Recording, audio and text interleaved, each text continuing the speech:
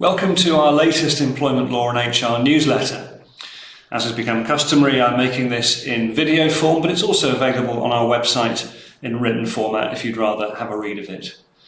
So it's nearly April 2024, and while we've covered some of the material that I'm going to touch on before, it is customary at this time of year to take a look at the various employment law changes coming our way in a matter of days.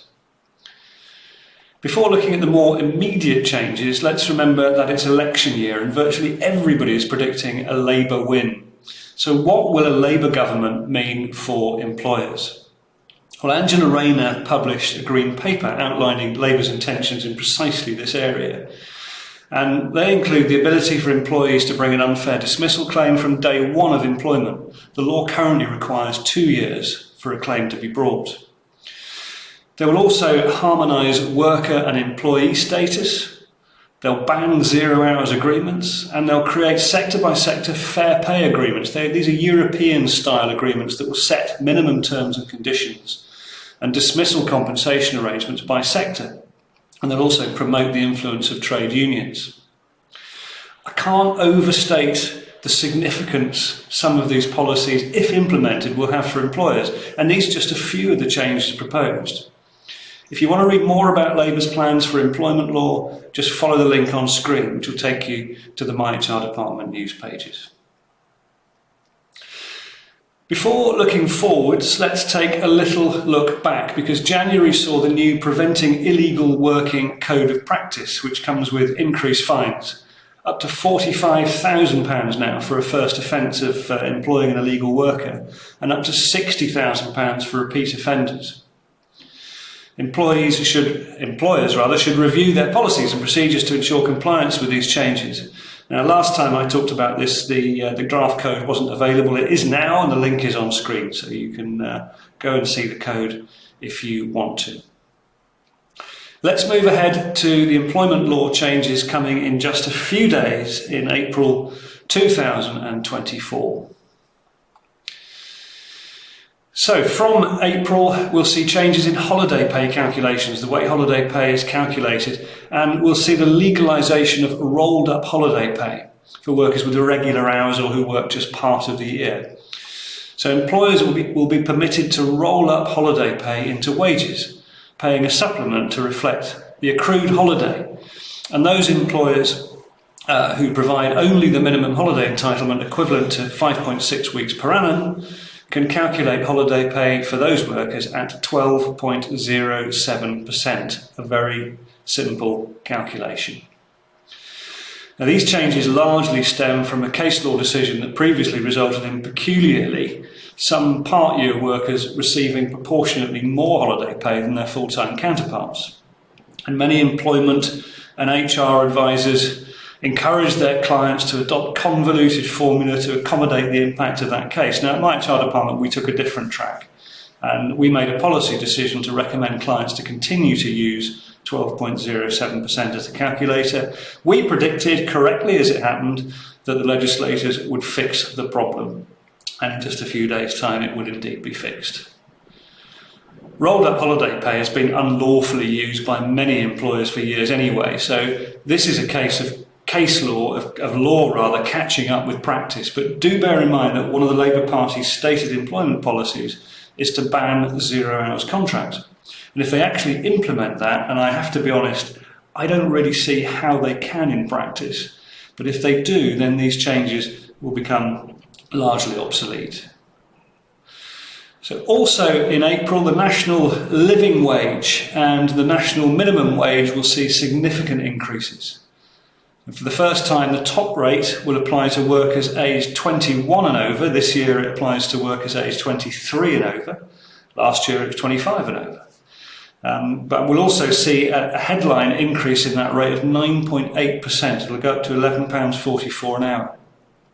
Some of the other rates increased by up to 21%.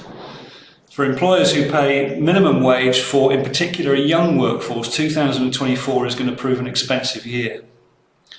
To see all of the new rates, please see our earlier article or watch the video by following the link on screen. Now, before we leave this slide, Let's have a look at some of the other rates. Guarantee pay, which is a statutory payment employers have to make for workless periods, well, that's going to increase by £3 a day to a whopping £38. Statutory sick pay is up to £116.75 per week. And all of the various forms of statutory paid family leave increased to a maximum of £184.03 per week. Also in April is a new right for employees with dependent care responsibility for 1 week's unpaid leave each year to provide or to arrange care for a dependent.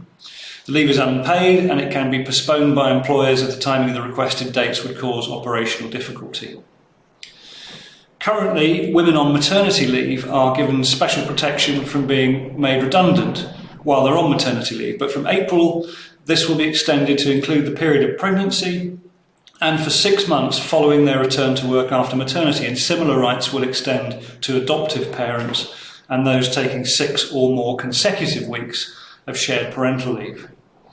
And lastly, on this busy slide, we mention the changes to the right to request flexible working arrangements, which include the right for employees to apply for flexible working from day 1 of employment, the right to make 2 requests in each 12-month period. Currently it's just 1 request in 12 months.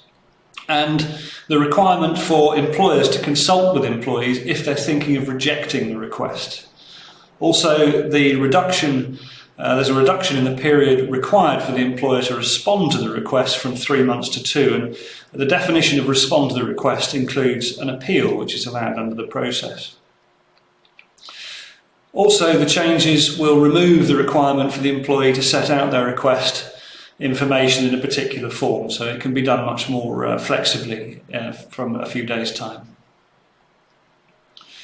Now, later in July, in fact, we're expecting TUPE to be amended to allow for employers who have less than 50 staff or employers of any size who are proposing to transfer less than 10 staff to consult with employees directly. Under existing regulations, employers often have to elect representatives for this purpose, although again, at myHR department, we've always adopted a more pragmatic approach when advising clients on small-scale or low-impact TUPE transfers. Also in July, and one to watch for our licensed retail clients, is the Employment Allocation of Tips Act, and that act aims to ensure that 100% of tips are distributed fairly and transparently among workers. Again, last time I spoke about this, the draft code wasn't available. Now it is, and the link is there on screen for you to have a look at.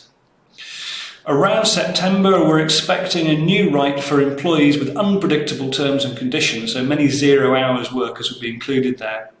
We're expecting a new right for them to be able to apply for greater predictability of, in particular, working hours. And in October, there will be a new duty on employers to prevent sexual harassment. The national press and indeed us at myHR department have featured numerous articles concerning sexual harassment. And so this new duty will actually place an obligation on employers to try and do their best to prevent it, and if they don't, then any tribunal award may be uplifted by 25%. Throughout the year, throughout last year and going into this year, we've released training and communication materials to help myHR department and JCHR clients to quickly and easily help raise the awareness of sexual harassment in the workplace. And our videos and resources have been accessed thousands of times, and they'll remain free for our clients to use, and we'll be issuing refreshed versions of those as we go through the year.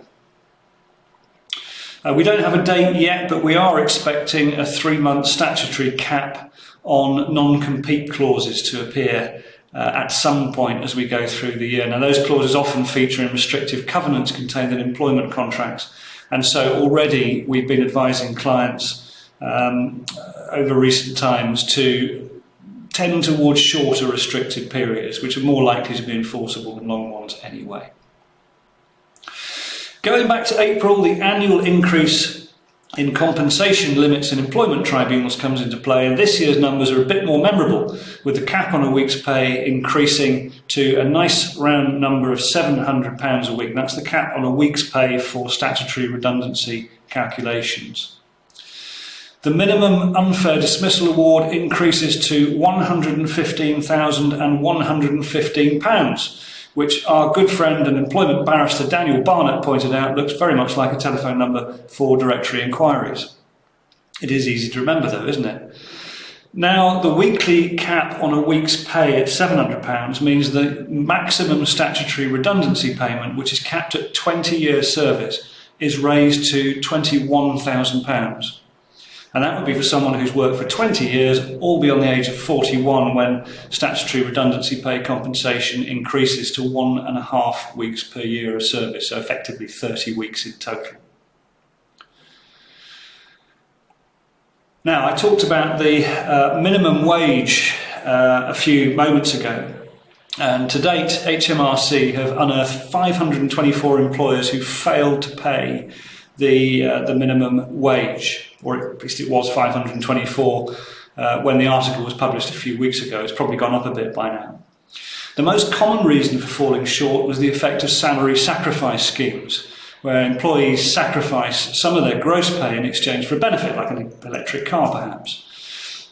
Many employers have fallen into the trap of allowing employees to sacrifice too much pay, resulting in their gross pay falling below the national minimums. It's just something to be aware of if you're considering offering or you already offer salary sacrifice schemes.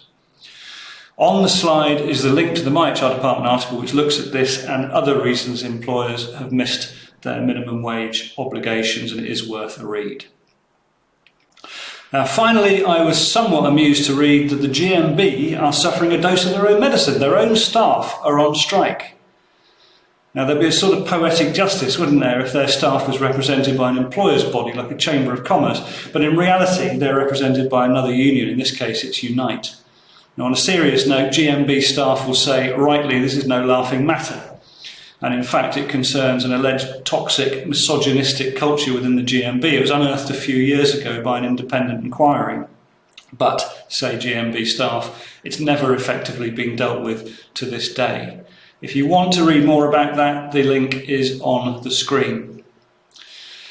I hope that was useful. As ever, remember that myHR department is an independent, family-run business. We are not a franchise. We provide HR, payroll, employment law and health and safety services. We also recruit for HR and other vacancies. So if any or all of these services are of interest, please contact us. Telephone us on 01628 820 515. Email inquiries at myHRdept.co.uk or visit our websites. While we do offer payroll and other services, it's worth remembering before I go that as well as fully outsourced HR, we also support in-house HR teams, most usually by helping with their employee relations cases and with their employment law needs. For a no obligation assessment of how partial or full outsourcing could help your organisation, or indeed for any other HR matter, please contact us. We'll be happy to arrange a Teams meeting or attend an in-person meeting if you prefer. Thank you for taking the time to watch this video. I hope to see you again very soon.